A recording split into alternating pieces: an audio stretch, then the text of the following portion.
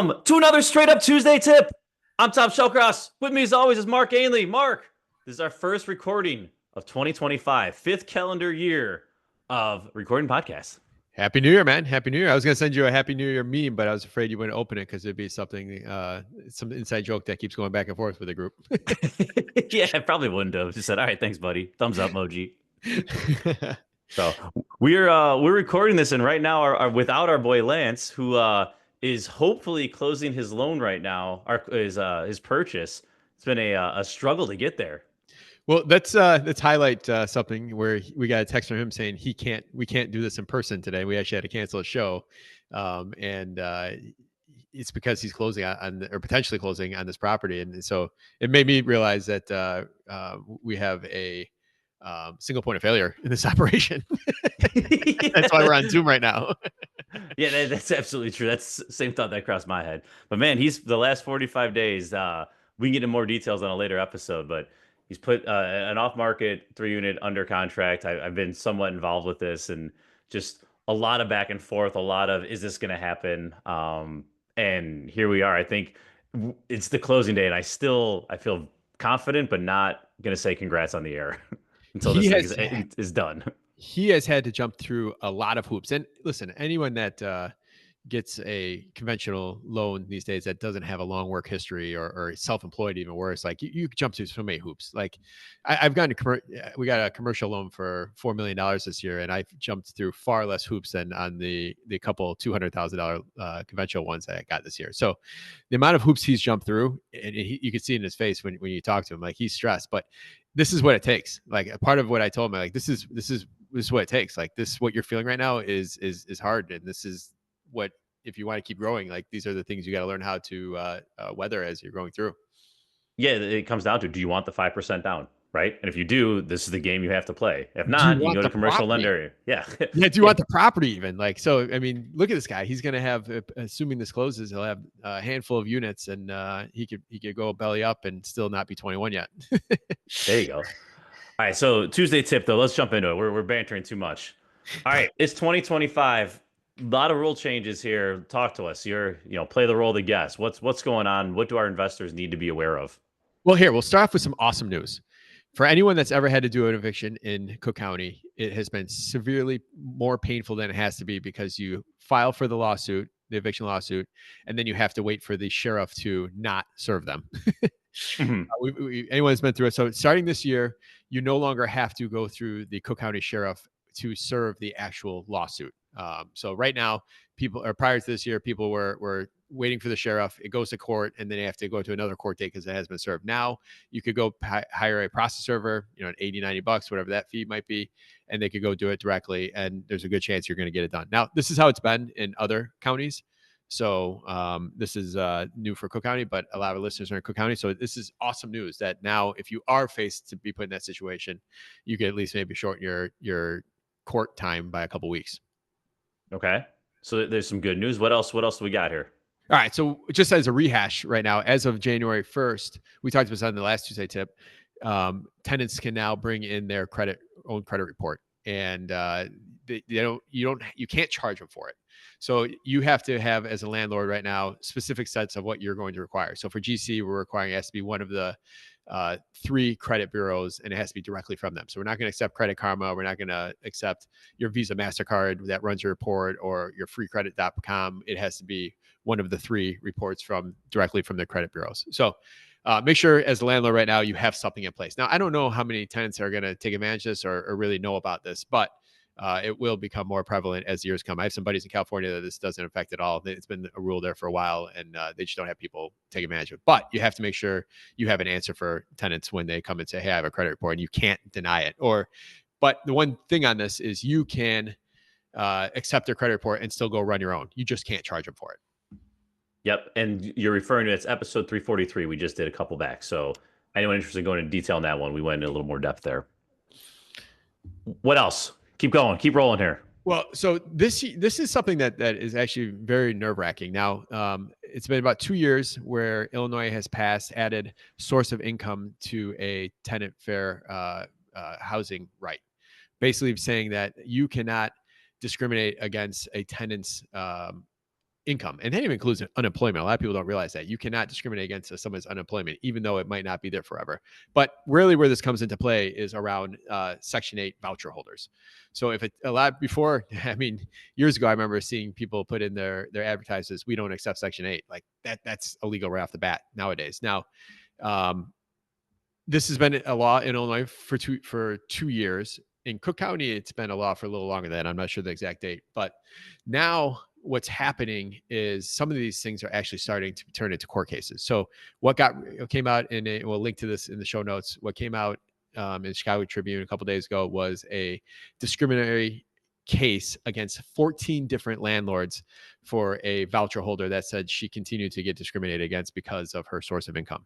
Now, this lawsuit of 14 landlords includes big landlords, including Mac Properties. Anyone's ever been in Hyde Park, you've seen Mac Properties signs. So Mac Properties and 13 other landlords for whatever reason. And some of these reasons are just people are there's a couple people in the lawsuit that said they just are not accepting Section 8 and they're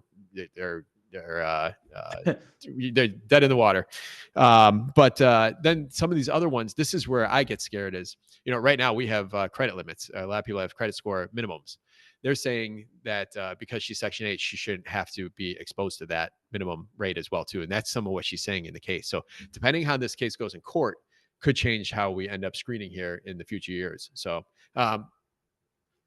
and this is something that she went up against 14 landlords. And if something works out in her benefit here, there's two things that we have against us as landlords. Is one, the attorneys have found a new way to make money on a larger level. And then two, copycat lawsuits. It's really this particular tenant in this case. And I don't know her situation. I don't know her journey. So I'm not saying she's right or wrong. So please don't take it that way. But what she's claiming is she's new to the voucher program.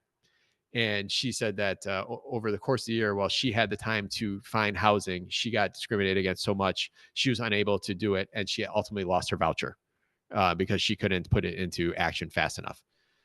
So, I mean, we could sit here as landlords and argue, well, did you really try this and that? But no matter what, it's a guilty to kind of proven innocent in court type scenario. And most of your insurance companies are not going to cover having to defend you on this.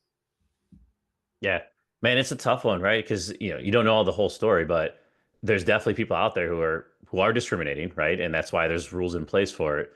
But then the other side of the coin is like, if someone's got a 480 credit score or something, it's like, yeah, like there's other reasons. Like, and I don't know the case on this one, but right, there's people who are doing this wrong, and there's also legitimate reasons to not accept people, whether they are voucher or not voucher.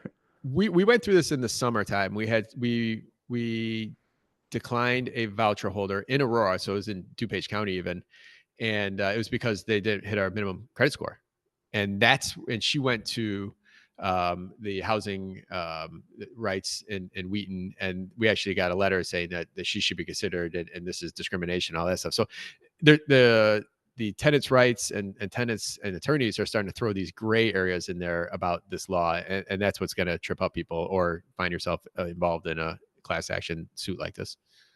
Yeah, and another one I've other investors have asked, like at meetups and so forth, is when you feel that your unit is not going to pass the inspection, right? You have an old porch or you have whatever, right? That's also another tricky one where you can be upfront with them and say like, hey, like we can try, but like I don't want to waste your time because it's not going to pass inspection. And technically, you're not supposed to do that, right? You're supposed to go through the process of waiting for them to do the inspection and then having it turned down.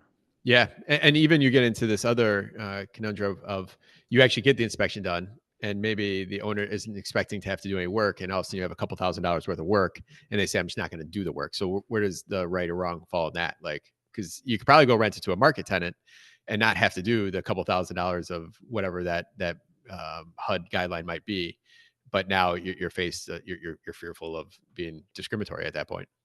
Yeah, man, a lot of stuff there.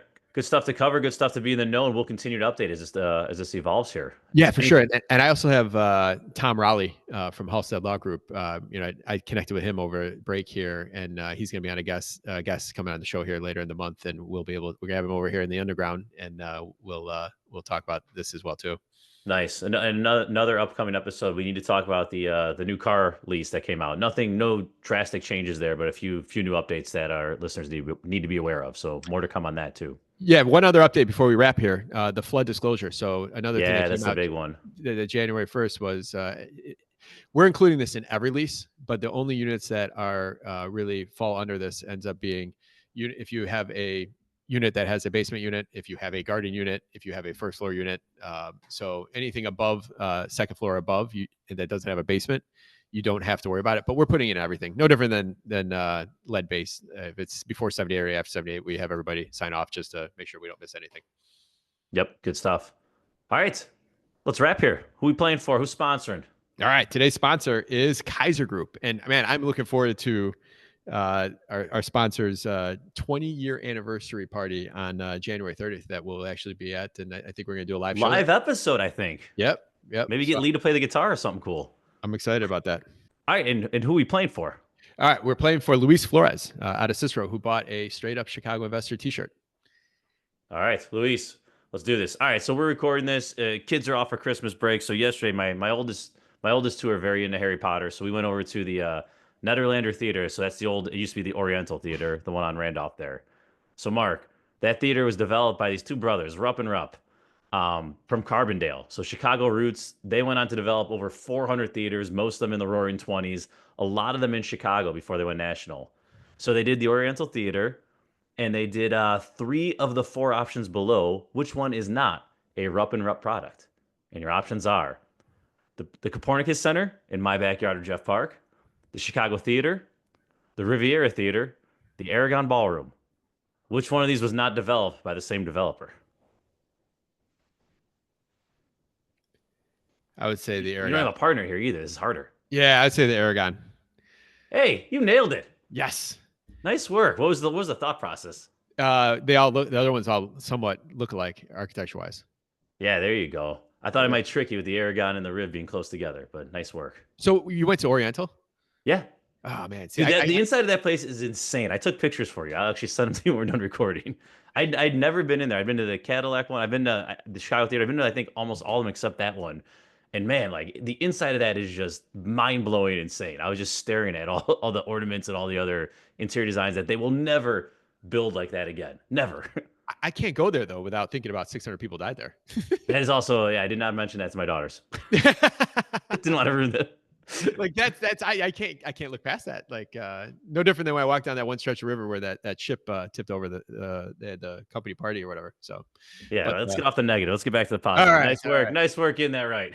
All right, awesome. All right, listeners, if you know somebody that's bought an off-market property and they have a nightmare story to tell about, or they had to jump through a bunch of hoops, or had just a horrible experience, we want to have them on the show. So if you know somebody, or you are that somebody, reach out to Tom and I, and we'd love to have you on the show and break down, the risks of buying off market and what you ran into and what you could have done differently. So, Tom, thank you. Listeners, thank you, and we'll see you on Thursday. Thanks all.